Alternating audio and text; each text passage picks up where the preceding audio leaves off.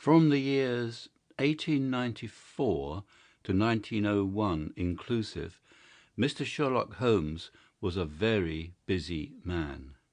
It is safe to say that there was no public case of any difficulty in which he was not consulted during those 8 years, and there were hundreds of private cases, some of them of the most intricate and extraordinary character, in which he played a prominent part. Many startling successes and a few unavoidable failures were the outcome of this long period of continuous work. As I have preserved very full notes of all these cases, and was myself personally engaged in many of them, it may be imagined that it is no easy task to know which I should select to lay before the public. I shall, however, preserve my former rule, and give the preference to those cases which derive their interest not so much from the brutality of the crime as from the ingenuity and dramatic quality of the solution. For this reason I will now lay before the reader the facts connected with Miss Violet Smith, the solitary cyclist of Charlington, and the curious sequel of our investigations, which culminated in unexpected tragedy. It is true that the circumstances did not admit of any striking illustration of those powers for which my friend was famous, but there were some points about the case which made it stand out in those long records of crime from which I gather the material for these little narratives. On referring to my notebook for the year 1895, I found that it was upon Saturday, the 23rd of April, that we first heard of Miss Violet Smith. Her visit was, I remember, extremely unwelcome to Holmes, for he was immersed at that moment in a very abstruse and complicated problem concerning the peculiar persecution to which John Vincent Harden, the well-known tobacco millionaire, had been subjected. My friend, who loved above all things precision and concentration of thought, resented anything which distracted his attention from the matter in hand. And yet, without a harshness which was foreign to his nature, it was impossible to refuse to listen to the story of the young and beautiful woman, tall, graceful, and queenly, who presented herself at Baker Street late in the evening and implored his assistance and advice. It was vain to urge that his time was already fully occupied, for the young lady had come with the determination to tell her story, and it was evident that nothing short of force could get her out of the room until she had done so. With a resigned air and a somewhat weary smile, Holmes begged the beautiful intruder to take a seat and to inform us what it was that was troubling her. "At least it cannot be your health," said he, as his keen eyes darted over her. "So ardent a bicyclist must be full of energy." She glanced down in surprise at her own feet, and I observed the slight roughening of the side of the sole caused by the friction of the edge of the pedal. "Yes, I bicycle a good deal, Mr. Holmes, and that has something to do with my visit to you today." My friend took the lady's ungloved hand and examined it with as close an attention and as little sentiment as a scientist would show to a specimen. "You will excuse me, I am sure. It is my business," said he as he dropped it. "I nearly fell into the error of supposing that you were typewriting. Of course, it is obvious that it is music. You observe the spatulate finger end, Watson, which is common to both professions. There is a spirituality about the face, however," he gently turned it towards the light, "which the typewriter does not generate. This lady is a musician." "Yes, Mr. Holmes, I teach music." "In the country, I presume, from your complexion?" "Yes, sir, near Farnham, on the borders of Surrey. A beautiful neighbourhood and full of the most interesting associations. You remember, Watson, that it was near there that we took Archie Stamford, the forger. Now, Miss Violet, what has happened to you near Farnham on the borders of Surrey?" The young lady, with great clearness and composure, made the following curious statement. "My father is dead, Mr. Holmes. He was James Smith, who conducted the orchestra at the old Imperial Theatre. My mother and I were left without a relation in the world except one uncle, Ralph Smith, who went to Africa 25 years ago, and we have never had a word from him since. When father died we were left very poor, but but one day we were told that there was an advertisement in the Times inquiring for our whereabouts. You can imagine how excited we were, for we thought that someone had left us a fortune. We went at once to the lawyer whose name was given in the paper. There we met two gentlemen, Mr. Carruthers and Mr. Woodley, who were home on a visit from South Africa. They said that my uncle was a friend of theirs, and he died some months before in great poverty in Johannesburg, and that he had asked them with his last breath to hunt up his relations and see that they were in no want. It seemed strange to us that Uncle Ralph, who took no notice of us when he was alive, should be so careful to look after us when he was dead. But Mr. Carruthers explained that the reason was that my uncle had just heard of the death of his brother, and so felt responsible for our fate. "Excuse me," said Holmes, "when was this interview?" "Last December, 4 months ago." "Pray proceed." "Mr. Woodley seemed to me to be a most odious person. He was for ever making eyes at me, a coarse, puffy-faced, red-moustached young man, with his hair plastered down on each side of his forehead. I thought that he was perfectly hateful, and I was sure that Cyril would not wish me to know such a person." "Oh, Cyril is his name," said Holmes, smiling. The young lady blushed and laughed. "Yes, Mr. Holmes, Cyril Morton, an electrical engineer, and we hope to be married at the end of the summer." Dear me, how did I get talking about him? What I wished to say was that Mr. Woodley was perfectly odious, but that Mr. Carruthers, who was a much older man, was more agreeable. He was a dark, sallow, clean-shaven, silent person, but he had polite manners and a pleasant smile. He inquired how we were left, and on finding that we were very poor, he suggested that I should come and teach music to his only daughter, aged 10. I said that I did not like to leave my mother, on which he suggested that I should go home to her every week-end, and he offered me 100 a year, which was certainly splendid pay. So it ended by my accepting, and I went down to Chiltern Grange, about 6 miles from Farnham. Mr. Carruthers was a widower, but he had engaged a lady housekeeper, a very respectable elderly person called Mrs. Dixon, to look after his establishment. The child was a dear, and everything promised well. Mr. Carruthers was very kind and very musical, and we had most pleasant evenings together. Every week-end I went home to my mother in town. The first flaw in my happiness was the arrival of the red-moustached Mr. Woodley. He came for a visit of a week, and oh, it seemed 3 months to me. He was a dreadful person, a bully to everyone else, but to me something infinitely worse. He made odious love to me, boasted of his wealth, said that if I married him I would have the finest diamonds in London, and finally, when I would have nothing to do with him, he seized me in his arms one day after dinner. He was hideously strong, and he swore that he would not let me go until I had kissed him. Mr. Carruthers came in and tore him off me, on which he turned upon his own host, knocking him down and cutting his face open. That was the end of his visit, as you can imagine. Mr. Carruthers apologized to me next day, and assured me that I should never be exposed to such an insult again. I have not seen Mr. Woodley since. And now, Mr. Holmes, I come to the last special thing which has caused me to ask your advice today. You must know that every Saturday forenoon I ride on my bicycle to Farnham Station in order to get the 12:22 to town.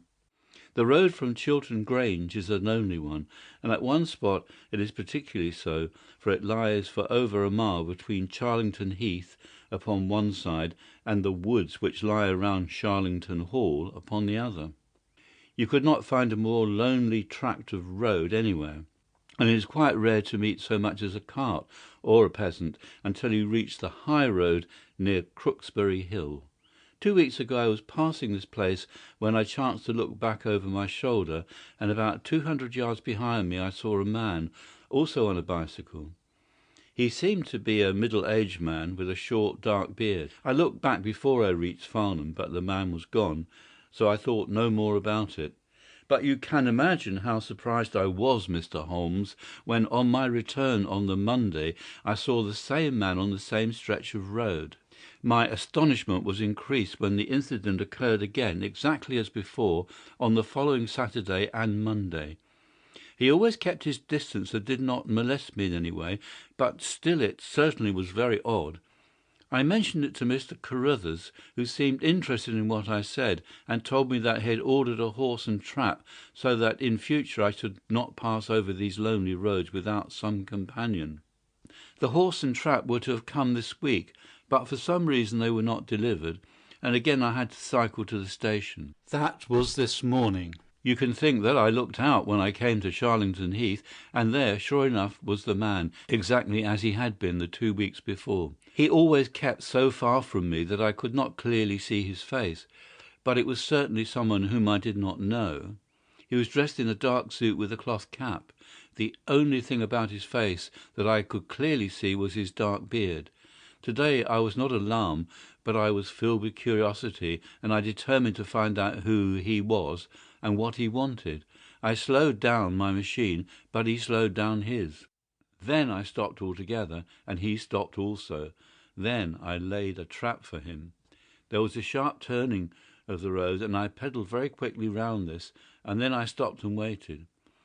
I expected him to shoot round and pass me before he could stop, but he never appeared.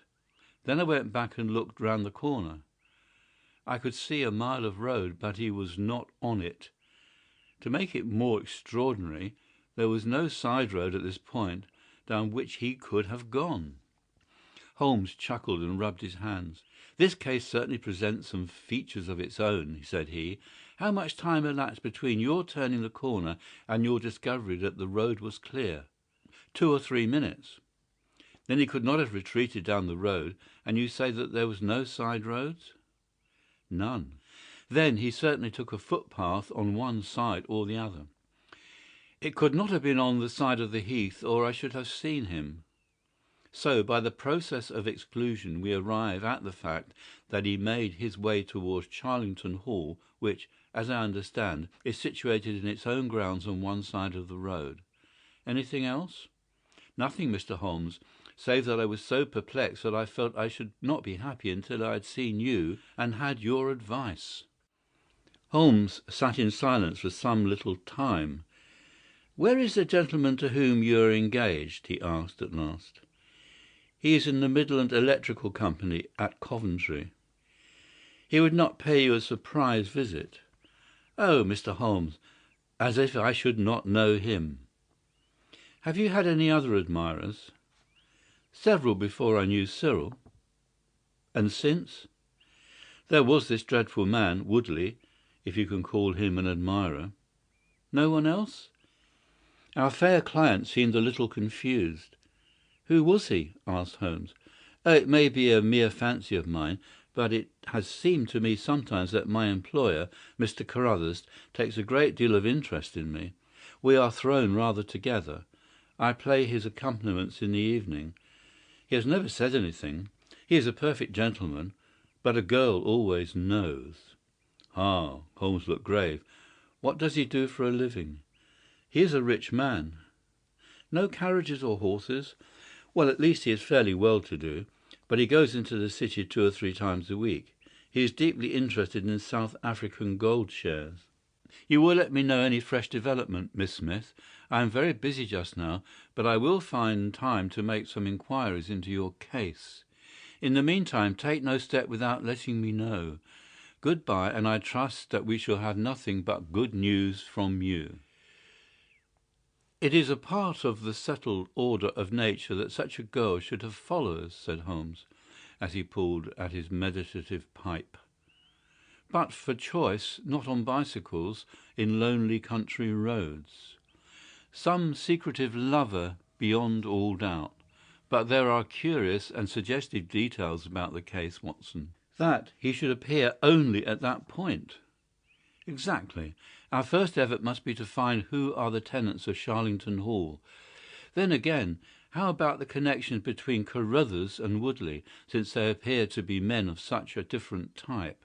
How come they both to be so keen upon looking up Ralph Smith's relations? One more point. What sort of a menage is it which pays double the market price for a governess, but does not keep a horse of those 6 miles from the station? Odd, Watson, very odd.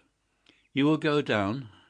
"No, my dear fellow, you will go down. This may be some trifling intrigue, and I cannot break my other important research for the sake of it. On Monday you will arrive early at Farnham. You will conceal yourself near Charlington Heath, and you will observe these facts for yourself, and act as your own judgment advises. Then, having inquired as to the occupants of the hall, you will come back to me and report. And now, Watson, not another word of the matter until we have a few solid stepping stones on which we may hope to get across to our solution." We had ascertained from the lady that she went down upon the Monday by train which leaves Waterloo at 9:50. So I started early and caught the 9:13. At Farnham Station I had no difficulty in being directed to Charlington Heath. It was impossible to mistake the scene of the young lady's adventure, for the road runs between the open heath on one side and an old yew hedge upon the other, surrounding a park which is studded with magnificent trees. There was a main gateway of lichen-studded stone, each side pillar surmounted by mouldering heraldic emblems. But besides this central carriage drive, I observed several points where there were gaps in the hedge and paths leading through them. The house was invisible from the road, but the surroundings all spoke of gloom and decay. The heath was covered with golden patches of flowering gorse, gleaming magnificently in the light of the bright spring sunshine. Behind one of these clumps I took up my position so as to command both the gateway of the hall and a long stretch of the road upon either side. It had been deserted when I left it, but now I saw a cyclist riding down it from the opposite direction to that in which I had come. He was clad in a dark suit, and I saw that he had a black beard. On reaching the end of the Charlington grounds, he sprang from his machine and led it through a gap in the hedge, disappearing from my view. A quarter of an hour passed, and then a second cyclist appeared. This time it was the young lady coming from the station. I saw her look about her as she came to the Charlington hedge. An instant later the man emerged from his hiding-place, sprang upon his cycle, and followed her. In all the broad landscape those were the only moving figures, the graceful girl sitting very straight upon her machine, and the man behind her bending low over his handlebar, with a curiously furtive suggestion in every movement. She looked back at him and slowed her pace. He slowed also. She stopped. He at once stopped too, keeping 200 yards behind her. Her next movement was as unexpected as it was spirited. She suddenly whisked her wheels around and dashed straight at him. He was as quick as she, however, and darted off in desperate flight. Presently she came back up the road again, her head haughtily in the air, not deigning to take any further notice of her silent attendant. He had turned also, and still kept his distance until the curve of the road hid them from my sight. I remained in my hiding-place, and it was well that I did so, for presently the man reappeared, cycling slowly back. He turned in at the hall gates and dismounted from his machine. For some few minutes I could see him standing among the trees. His hands were raised, and he seemed to be settling his necktie. Then he mounted his cycle and rode away from me down the drive towards the hall. I ran across the heath and peered through the trees. Far away I could catch glimpses of the old grey building with its bristling Tudor chimneys, but the drive ran through a dense shrubbery, and I saw no more of my man. However, it seemed to me that I had done a fairly good morning's work, and I walked back in high spirits to Farnham. The local house agent could tell me nothing about Charlington Hall, and referred me to a well-known firm in Pall Mall. There I halted on my way home, and met with courtesy from the representative. No, I could not have Charlington Hall for the summer. I was just too late. It had been let about a month ago. Mr. Williamson was the name of the tenant. He was a respectable elderly gentleman. The polite agent was afraid he could say no more, as the affairs of his clients were not matters which he could discuss. Mr. Sherlock Holmes listened with attention to the long report which I was able to present to him that evening, but it did not elicit that word of curt praise which I had hoped for and should have valued. On the contrary, his austere face was even more severe than usual as he commented upon the things that I had done and the things I had not. "Your hiding-place, my dear Watson, was very faulty. You should have been behind the hedge. Then you would have had a close view of this interesting person. As it is, you were some hundreds of yards away, and can tell me even less than Miss Smith. She thinks she does not know the man. I am convinced she does. Why otherwise should he be so desperately anxious that she should not get so near him as to see his features? You describe him as bending over the handlebar. Concealment again, you see. You really have done remarkably badly. He returns to the house and you want to find out who he is. You come to a London house agent. What should I have done? I cried with some heat. Gone to the nearest public house. That is the centre of country gossip. They would have told you every name from the master to the scullery maid. Williamson, it conveys nothing to my mind. If he is an elderly man, he is not this active cyclist who sprints away from that athletic young lady's pursuit. What have we gained by your expedition? The knowledge that the girl's story is true. I never doubted it. That there is a connection between the cyclist and the Hall? I never doubted that either. That the Hall is tenanted by Williamson? Who's the better for that? Well, well, my dear sir, don't look so depressed. We can do little more until next Saturday, and in the meantime I may make one or two inquiries myself. Next morning we had a note from Miss Smith, recounting shortly and accurately the very incidents which I had seen, but the pith of the letter lay in the postscript. I am sure that you will respect my confidence, Mr. Holmes, when I tell you that my place here has become difficult owing to the fact that my employer has proposed marriage to me. I am convinced that his feelings are most deep and most honourable. At the same time, my promise is, of course, given. He took my refusal very seriously, but also very gently. You can understand, however, that the situation is a little strained. "Our young friend seems to be getting into deep waters," said Holmes, thoughtfully, as he finished the letter. "The case certainly presents more features of interest and more possibility of development than I had originally thought.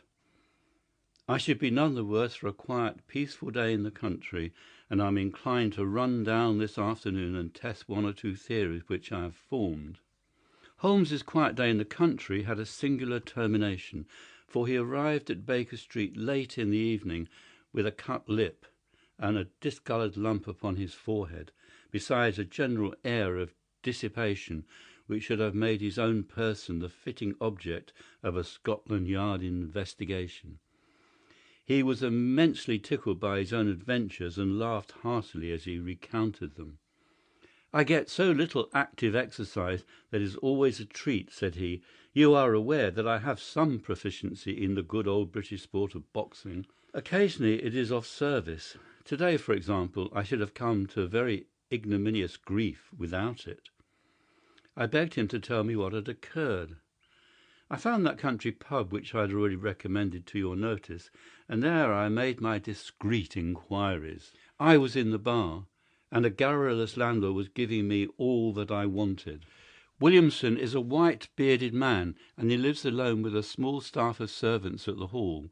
There is some rumour that he is, or has been, a clergyman, but one or two incidents of his short residence at the Hall struck me as peculiarly unecclesiastical. I have already made some inquiries at a clerical agency, and they tell me there was a man of that name in orders, whose career has been a singularly dark one. Further inform me that there are usually week-end visitors, a warm lot, sir, at the Hall, and especially one gentleman with a red moustache, Mr. Woodley by name, who was always there.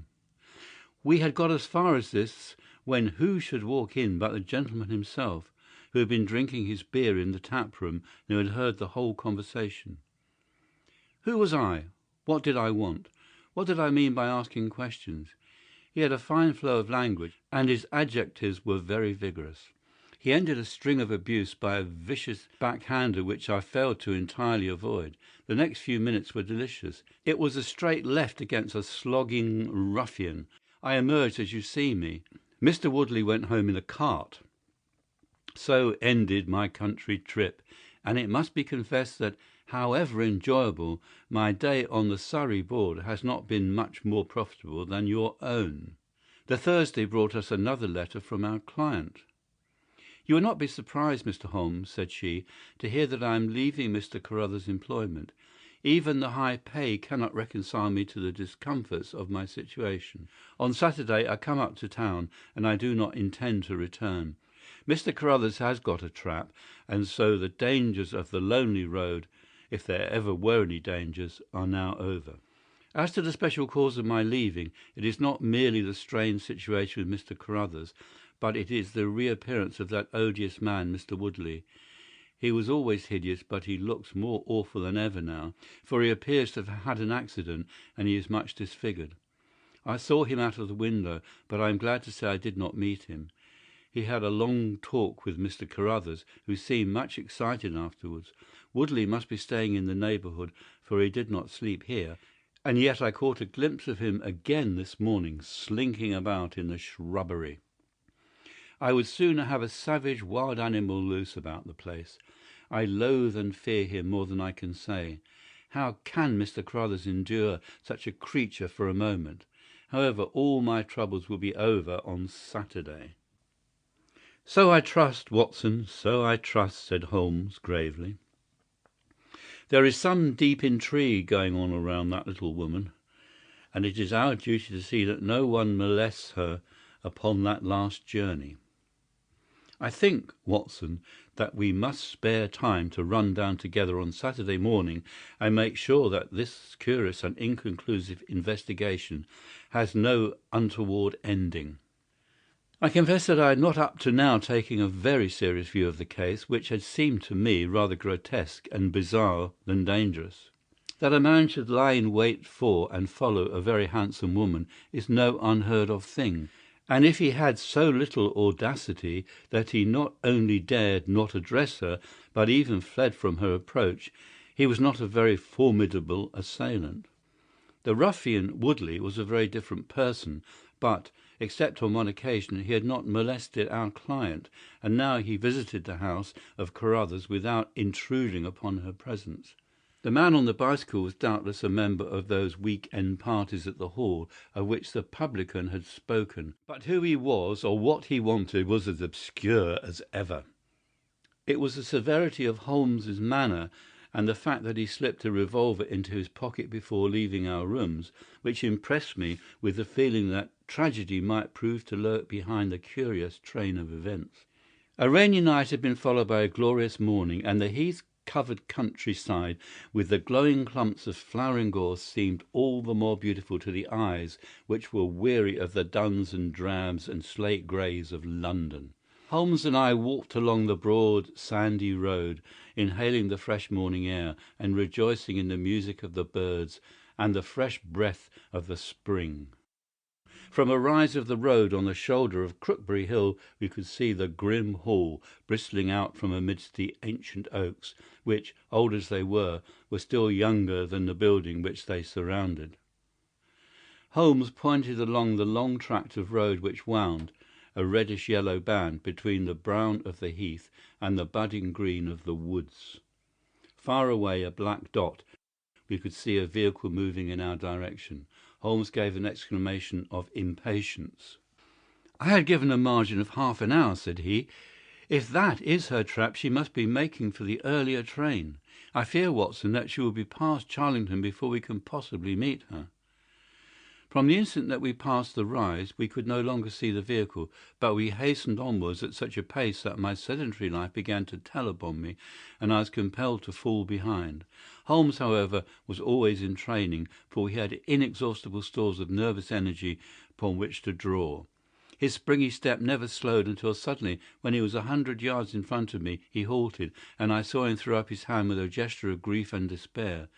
At the same instant an empty dog-cart, the horse cantering, the reins trailing, appeared round the curve of the road and rattled swiftly towards us. "Too late, Watson, too late!" cried Holmes, as I ran panting to his side. "Fool that I was not to allow for that earlier train. It's abduction, Watson, abduction, murder, heaven knows what. Block the road, stop the horse. That's right. Now jump in, and let us see if I can repair the consequences of my own blunder." We had sprung into the dog-cart, and Holmes, after turning the horse, gave a sharp cut with the whip, and we flew back along the road. As we turned the curve, the whole stretch of the road between the Hall and the heath was opened up. I grasped Holmes's arm. "That's the man!" I gasped. A solitary cyclist was coming towards us. His head was down and his shoulders rounded as he put every ounce of energy that he possessed onto the pedals. He was flying like a racer. Suddenly he raised his bearded face, saw us close to him, and pulled up, springing from his machine. The coal-black beard was in singular contrast to the pallor of his face, and his eyes were as bright as if he had a fever. He stared at us and at the dog-cart. Then a look of amazement came over his face. "Halloa! Stop there!" he shouted, holding his bicycle to block the road. "Where did you get that dog-cart? Pull up, man!" he yelled, drawing a pistol from his side pocket. "Pull up, I say, or by George, I'll put a bullet into your horse." Holmes threw the reins into my lap and sprang down from the cart. "You're the man we want to see. Where is Miss Violet Smith?" he said in his quick, clear way. "That's what I'm asking you. You're in her dog-cart. You ought to know where she is." "We met the dog-cart on the road. There was no one in it. We drove back to help the young lady." Good Lord, what shall I do?" cried the stranger in an ecstasy of despair. "They've got her, that hell-bound Woodley, and the blackguard parson. Come, man, come. If you really are her friend, stand by me and we'll save her if I have to leave my carcass in Charlington Wood." He ran distractedly, his pistol in his hand, towards a gap in the hedge. Holmes followed him, and I, leaving the horse grazing beside the road, followed Holmes. "This is where they came through," said he, pointing to the marks of several feet upon the muddy path. "Hallo, stop a minute. Who's this in the bush?" It was a young fellow about 17, dressed like an ostler, with leather cords and gaiters. He lay upon his back, his knees drawn up, a terrible cut upon his head.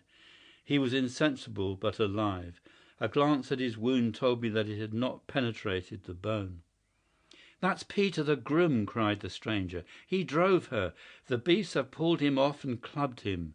Let him lie. We can't do him any good, but we may save her from the worst fate that can befall a woman." We ran frantically down the path which wound among the trees. We had reached the shrubbery which surrounded the house when Holmes pulled up. "They didn't go to the house. Here are their marks on the left. Here, beside the laurel bushes. Ah, I said so." As he spoke, a woman's shrill scream, a scream which vibrated with a frenzy of horror, burst from the thick green clump of bushes in front of us. It ended suddenly on its highest note with a choke and a gurgle. This way, they are in the bowling alley," cried the stranger, darting through the bushes. "Ah, the cowardly dogs! Follow me, gentlemen. Too late, by the living Jingo." We had broken suddenly into a lovely glade of greenwood surrounded by ancient trees. On the farther side of it, under the shadow of a mighty oak, there stood a singular group of three people. One was a woman, our client, drooping and faint, a handkerchief round her mouth. Opposite her stood a brutal, heavy-faced, red-moustached young man, his gaitered legs parted wide, one arm akimbo, the other waving a riding crop, his whole attitude suggestive of a triumphant bravado. Between them an elderly, grey-bearded man wearing a short surplice over a light tweed suit had evidently just completed the wedding service, for he pocketed his prayer book as we appeared, and slapped the sinister bridegroom upon the back in jovial congratulation. "They're married," I gasped.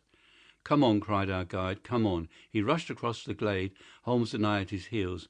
As we approached, the lady staggered against the trunk of the tree for support. Williamson, the ex-clergyman, bowed to us with mock politeness, and the bully Woodley advanced with a shout of brutal and exultant laughter. "You can take your beard off, Bob," said he. "I know you right enough. Well, you and your pals have just come in time for me to be able to introduce you to Mrs. Woodley." Our guide's answer was a singular one. He snatched off the dark beard which had disguised him and threw it to the ground, disclosing a long, sallow, clean-shaven face below it. Then he raised his revolver and covered the young ruffian, who was advancing upon him with his dangerous riding crop swinging from his hand. "Yes," said our ally, "I am Bob Carruthers, and I'll see this woman righted if I have to swing for it. I told you what I'd do if you molested her, and, by the Lord, I'll be as good as my word." "You're too late. She's my wife." "No, she's your widow." His revolver cracked, and I saw the blood spurt from the front of Woodley's waistcoat. He spun round with a scream and fell upon his back. his hideous red face turning suddenly to a dreadful mottled pallor. The old man, still clad in his surplice, burst into such a string of foul oaths as I have never heard, and pulled out a revolver of his own. But before he could raise it, he was looking down the barrel of Holmes' weapon. "Enough of this," said my friend coldly. "Drop that pistol. Watson, pick it up. Hold it to his head. Thank you. You, Carruthers, give me that revolver. We'll have no more violence. Come on, hand it over. Who are you, then?" "My name is Sherlock Holmes." "Good Lord! You have heard of me, I see. I will represent the official police until they arrive. Here, you!" he shouted to a frightened groom who had appeared at the edge of the glade. "Come here, take this note as hard as you can ride to Farnham." He scribbled a few words upon a leaf from his notebook. "Give it to the superintendent at the police station. Until he comes, I must detain you all under my personal custody." The strong, masterful personality of Holmes dominated the tragic scene, and all were equally puppets in his hands. Williamson and Carruthers found themselves carrying the wounded Woodley into the house, and I gave my arm to the frightened girl. The injured man was laid on his bed, and at Holmes's request I examined him. I carried my report to where he sat in the old tapestry-hung dining-room with his two prisoners before him. "He will live," said I. "What?" said Carruthers, springing out of his chair. "I'll go upstairs and finish him first. Do you tell me that girl, that angel, is to be tied to Roaring Jack Woodley for life?" "You need not concern yourself about that," said Holmes. "There are two very good reasons why she should, under no circumstances, be his wife. In the first place, we are very safe in questioning Mr. Williamson's right to solemnize a marriage." "I have been ordained," cried the old rascal, "and also unfrocked." "Once a clergyman, always a clergyman." "I think not. How about the license?" "We had a license for the marriage. I have it here in my pocket." "Then you got it by a trick. But in any case, a forced marriage is no marriage, but it is a very serious felony, as you will discover before you have finished. You'll have time to think that point out during the next 10 years or so, unless I am mistaken. As to you, Carruthers, you would have done better to keep your pistol in your pocket." "I begin to think so, Mr. Holmes. But when I thought of all the precaution I had taken to shield this girl, for I loved her, Mr. Holmes, and it is the only time that ever I knew what love was, it fairly drove me mad to think that she was in the power of the greatest brute and bully in South Africa, a man whose name is a holy terror from Kimberley to Johannesburg. Why, Mr. Holmes, you'll hardly believe it, but ever since that girl has been in my employment, I never once let her go past this house, where I knew these rascals were lurking, without following her on my bicycle, just to see that she came to no harm. I kept my distance from her, and I wore a beard so that she should not recognize me, for she is a good and high-spirited girl, and she wouldn't have stayed in my employment long if she had thought I was following her about the country roads." "Why didn't you tell her of her danger?" "Because then again she would have left me, and I couldn't bear to face that. Even if she couldn't love me, it was a great deal to me just to see her dainty form about the house and to hear the sound of her voice." "Well," said I, "you call that love, Mr. Carruthers, but I should call it selfishness. Maybe the two things go together. Anyhow, I couldn't let her go. Besides, with this crowd about, it was well that she should have someone near to look after her. Then when the cable came, I knew they were bound to make a move." "What cable?" Carruthers took a telegram from his pocket. "That's it," said he. It was short and concise. "The old man is dead." Said Holmes. "I think I see how things worked, and I can understand how this message would, as you say, bring them to a head. But while we wait, you might tell me what you can." The old reprobate with the surplice burst into a volley of bad language. "By heaven," said he, "if you squeal on us, Bob Carruthers, I'll serve you as you served Jack Woodley. You can bleat about the girl to your heart's content, for that's your own affair. But if you round on your pals to this plain-clothes copper, it will be the worst day's work that you ever did." "Your reverence need not be excited," said Holmes, lighting a cigarette. "The case is clear enough against you, and all I ask is a few details for my private curiosity. However, if there's any difficulty in your telling me, I'll do the talking, and then you will see how far you have a chance of holding back your secrets. In the first place, 3 of you came from South Africa on this game.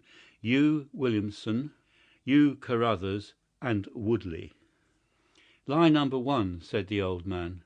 I never saw either of them until 2 months ago, and I had never been in Africa in my life, so you can put all that in your pipe and smoke it, Mr. Busybody Holmes. What he says is true, said Carruthers. Well, 2 of you came over. His Reverence is our own home-made article. You had known Ralph Smith in South Africa. You had a reason to believe he would not live long. You found out that his niece would inherit his fortune. How's that, eh? Carruthers nodded and Williamson swore. She was next of kin, no doubt, and you were aware that the old fellow would make no will. Couldn't read or write, said Carruthers. So you came over, the 2 of you, and hunted up the girl. The idea was that one of you was to marry her and the other have a share of the plunder. For some reason Woodley was chosen as the husband. Why was that? We played cards for her on the voyage. He won. I see. You got the young lady into your service, and there Woodley was to do the courting. She recognized the drunken brute that he was, and would have nothing to do with him. Meanwhile, your arrangements was rather upset by the fact that you had yourself fallen in love with the lady.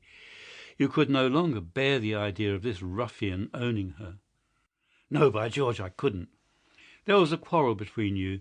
He left you in a rage and began to make his own plans independently of you. It strikes me, Williamson, there isn't very much that we can tell this gentleman, cried Carruthers, with a bitter laugh. Yes, we quarrelled, and he knocked me down. I am level with him on that, anyhow. Then I lost sight of him. That was when he picked up with this cast padre here. I found that they had set up housekeeping together at this place on the line that she had to pass for the station. I kept my eye on her after that, for I knew there was some devilry in the wind. I saw them from time to time, for I was anxious to know what they were after. 2 days ago Woodley came up to my house with this cable, which showed that Ralph Smith was dead. He asked me if I would stand by the bargain, and I said I would not. He asked me if I would marry the girl myself and give him a share. I said I would willingly do so, but that she would not have me. He said, let us get her married first, and after a week or 2 she may see things a bit different. I said I would have nothing to do with violence. So he went off cursing, like the foul-mouthed blackguard that he was, and swearing that he would have her yet. She was leaving me this weekend, and I had got a trap to take her to the station, but I was so uneasy in my mind that I followed her on my bicycle.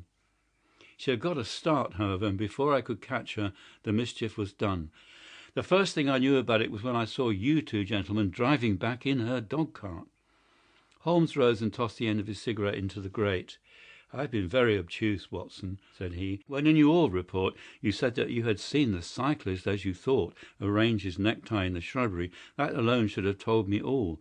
However, we may congratulate ourselves upon a curious and in some respects a unique case. I perceive 3 of the county constabulary in the drive, and I am glad to see that the little ostler is able to keep pace with them. So it is unlikely that neither he nor the interesting bridegroom will be permanently damaged by their morning's adventures. I think, Watson, that in your medical capacity you might wait upon Miss Smith and tell her that if she is sufficiently recovered, we shall be happy to escort her to her mother's home. If she is not quite convalescent, you will find that a hint that we were about to telegraph to a young electrician in the Midlands would probably complete the cure. As to you, Mr. Carruthers, I think that you have done what you could to make amends for your share in an evil plot. There is my card, sir, and if my evidence can be of help to you in your trial, it shall be at your disposal.